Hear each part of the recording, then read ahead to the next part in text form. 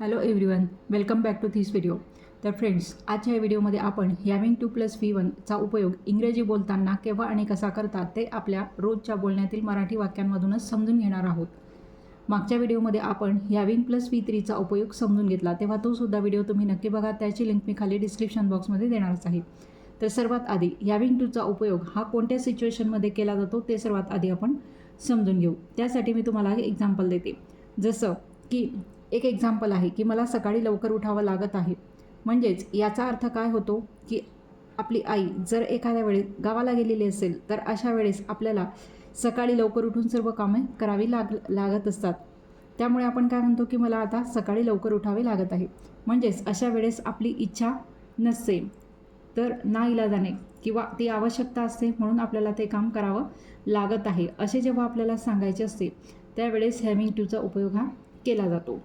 मग आजच्या व्हिडिओमध्ये आपण अशा आपल्या रोजच्या बोलण्यातील मराठी वाक्यांमधूनच याचा वापर करायला शिकणार आहोत. पण त्याआधी ही जी वाक्य आहेत ती इंग्रजी ट्रान्सलेट करताना त्यासाठी कोणते स्ट्रक्चर आपण वापरणार आहोत त्याआधी आपण समजून घेऊ. तर बघा, आता त्यासाठी तुम्हाला सर्वात आधी घ्यायचा असतो सब्जेक्ट. त्यानंतर तुम्हाला घ्यायचं असते वर्तमान काळ असेल तर एम किंवा इज किंवा आर हे सहाय्यकारी क्रियापद आणि भूतकाळ असेल तर वॉज किंवा वेअर. त्यानंतर घ्यायचं असते हॅव्हिंग टू आणि त्यानंतर वाक्यामध्ये जे क्रियापद असेल त्याचा V1 फॉर्म तुम्हाला घ्यायचा असतो. त्यानंतर घ्यायचं असते ऑब्जेक्ट आणि सर्वात शेवटी जर राहिलेले शब्द असतील तर तुम्हाला घ्यायचे असतात. तर अशा प्रकारे ह्या स्ट्रक्चरचा उपयोग करून आता आपण ह्या मराठी वाक्यांचे इंग्रजीमध्ये ट्रान्सलेशन करणार आहोत. तर फर्स्ट सेंटेन्स आहे, मला सकाळी लवकर उठावे लागत आहे. मग सर्वात आधी लागत आहे म्हणजेच हा वर्तमान काळ आहे. मग यासाठी आपण सहाय्यकारी क्रियापद एम इज आरचा वापर करणार आहोत हे लक्षात घ्यायचं. आता इथे मला म्हणजेच त्यासाठी आपण सब्जेक्ट आहे मला म्हणून आपण त्यासाठी घेत असतो I.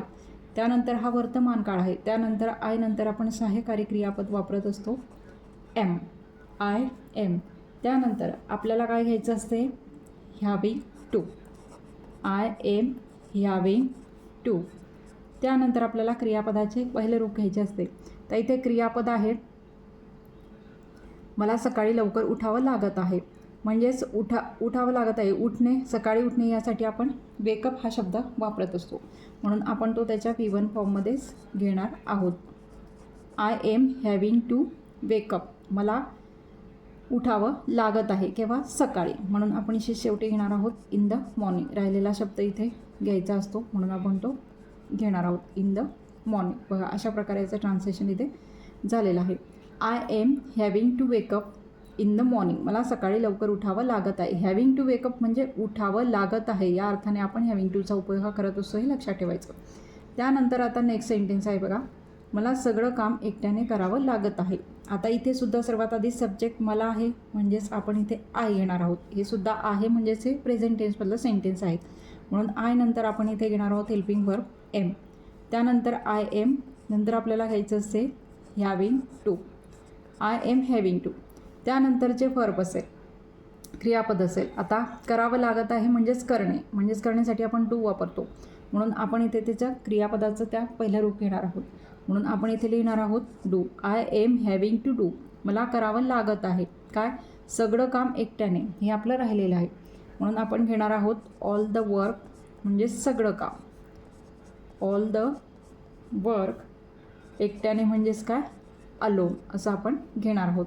I am having to do all the work alone, मला सगळं काम एकट्याने करावं लागत आहे अशा प्रकारे. त्यानंतर आता नेक्स्ट बघा, तिला बाजारात जावे लागत होते. बघा, तिला बाजारात जावं लागत होते म्हणजे भूतकाळामध्ये, म्हणजेच हे वाक्य पास्ट टेन्समधलं आहे, साध्या भूतकाळातलं आहे. मग आता इथे पहिल्यांदा तुम्हाला सब्जेक्ट घ्यायचा असतो, तो आहे तिला, म्हणजेच इथे येणार आहे शी. आणि हेल्पिंग वर्ब तुम्हाला कोणतं घ्यायचं आहे, मग इथे भूतकाळ आहे. इथे बघा सब्जेक्ट सी आहे म्हणजेच तिला म्हणजे सी. नंतर इथे आता हा भूतकाळ आहे त्यामुळे आपल्याला हेल्पिंग वर्ब वॉज घ्यावं लागणार आहे, सी वॉज. त्यानंतर तुम्हाला घ्यायचं असते having to, she was having to. नंतर आपल्याला वर्ब बघायचं आहे, वर्ब आहे जावे म्हणजेच जाणे, त्यासाठी आपण V1 फॉर्म वापरणार आहोत. त्यासाठी गो वापरतो त्याचा V1 फॉर्म पण इथे घेणार आहोत. She was having to go, तिला जावं लागत होतं कुठे, ऑब्जेक्ट काय आहे तर बाजारात म्हणून आपण इथे काय she was having to go to the market. बघा, अगदी सोपं आहे. स्ट्रक्चर जर लक्षात ठेवलं तर तुम्ही अशा प्रकारची हजारो वाक्य इंग्रजीमध्ये बनवू शकाल. She was having to go to the market. त्यानंतर आता आपण प्रेझेंट टेन्समधली वाक्य पाहिली, पास्ट टेन्समधलं हे वाक्य पाहिलं. आता बघा हे नेक्स्ट बघा, तिला स्वयंपाक करावा लागत नव्हता. बघा आता नव्हता म्हणजेच हे काय आहे, निगेटिव्ह सेंटेन्स आहे. मग आता त्याचप्रमाणे काळ कोणता आहे, नव्हता, म्हणजेच हा सुद्धा पास्ट टेन्स आहे, पण हे वाक्य जे आहे ते भूतकाळातलं निगेटिव्ह सेंटेन्स आहे. मग आता याचं कसं करणार तुम्ही, तर इथे तिला म्हणजेच इथे सब्जेक्ट तिला आहे, म्हणजे त्यासाठी आपण सी वापरणार. त्यानंतर हा भूतकाळ आहे म्हणून भूतकाळातलं सहाय्यकारी क्रियापद वॉज वापरणार. आणि नकारार्थी आहे म्हणून आपण वॉज नंतर इथे काय वापरणार, नॉट. C was not.